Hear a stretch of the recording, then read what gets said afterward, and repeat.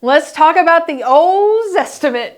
Zillow says your home is worth a certain number, but according to their own fine print, and this is a fact, that number could be off by $56,000 on an $800,000 home. And that's just the average. I've been selling real estate in Atlanta for years, and I will tell you, the Zestimate causes more confusion and more tension in transactions than almost anything else I see. Sellers come in anchored to a number when I go to listing appointments.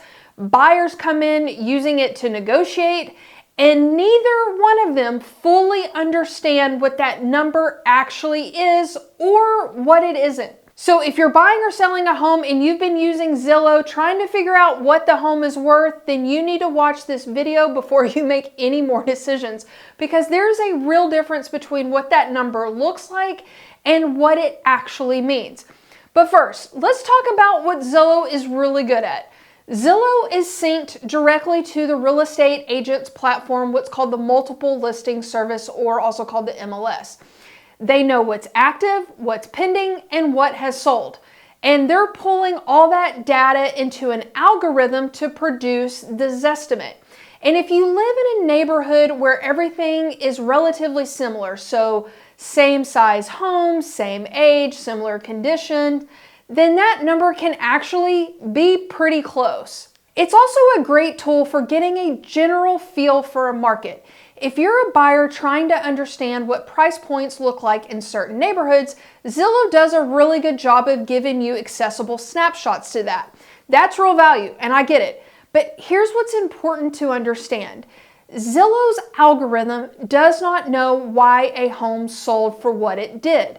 If a seller was highly motivated and slashed the price because they needed to sell the home quickly, that sale goes into the same algorithm the same way that maybe a home that had multiple offers on it did.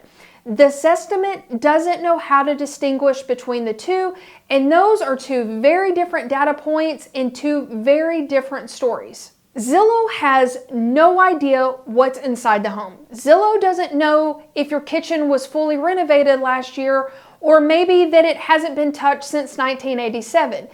It doesn't know if you have a finished basement or a brand new roof or an HVAC system that's on its last legs. It doesn't know if the lot backs up to 285 or if it sits on a quiet cul-de-sac. It's working entirely off of square footage, bedroom and bathroom count, and sales prices, nothing else. And in Atlanta's in-town neighborhoods, that matters a lot. So two homes on the same street in Morningside can be priced $60,000 or $70,000 apart based purely on condition and finishes. Zillow is not equipped to account for that. So if one of those homes sold recently and yours is very different, that Zestimate could be significantly off in either direction. So here's the part I really want you to understand, because it comes straight from Zillow's own website. According to their own published data, the nationwide median error rate for off-market homes is 7%. So that means that a home is not listed on the market for sale. That is not a number, and it's certainly not a small number, that a critic made up. That's Zillow's number in their own fine print. So what does that mean? On an $800,000 home that isn't actively listed, 7% means the Zestimate could be off by $56,000 in either direction. So it means you could either shortchange it or overshoot it. That's not a rounding error. And this gets even more interesting. According to the data from 2024, Zillow's Zestimates are off by as much as 20% on nearly 1 in every 5 homes.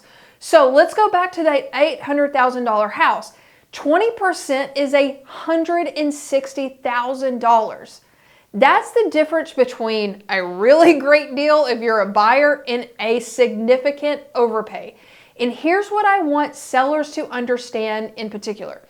If you're getting ready to list and you're coming in with the Zestimate as your anchor, there is a real chance that either underpricing a home that you've invested heavily in, or overpricing one and sitting on the market wondering why you're not getting any showings and you're not getting any offers.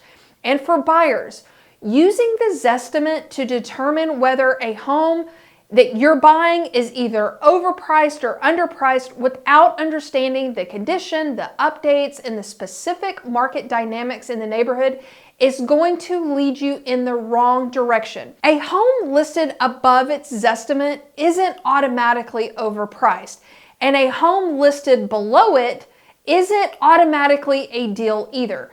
The Zestimate is a starting point, a conversation starter, let's say.